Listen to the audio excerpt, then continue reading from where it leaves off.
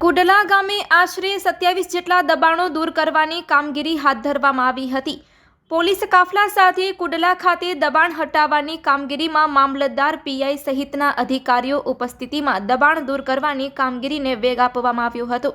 સરકારી જમીનમાં તથા અનામત પ્લોટ અને ખાનગી જગ્યામાં થયેલા ગેરકાયદેસર બાંધકામ હટાવવા ડિમોલેશન કરવામાં આવ્યું હતું।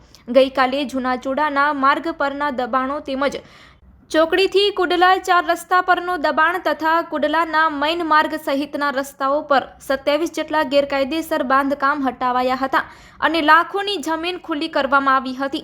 ત્યારે સંકલન સમિતિની બેઠકમાં ગેરકાયદેસર દબાણો કરવા મુદ્દે રજૂઆત કરાઈ હતી। હવે જોવાનું એ રહ્યું કે માત્ર કુડલા ખાતેના જ દબાણ દૂર કરવામાં આવશે કે ચુડા સહિત અન્ય ગ્રામ્ય વિસ્તારમાં ક્યારે દબાણો દૂર થશે તેના પર સૌની નજર મંડાઈ રહી છે।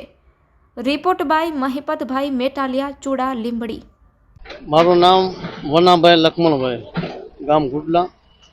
જૂનો માર્ગ ચુડાનો હતો, એને દબાણ છૂટું કરાવ્યું। મારા 28 હું કુડલા ગામ તલાટી પરમાર જુવાનસિંહ કાનુભા।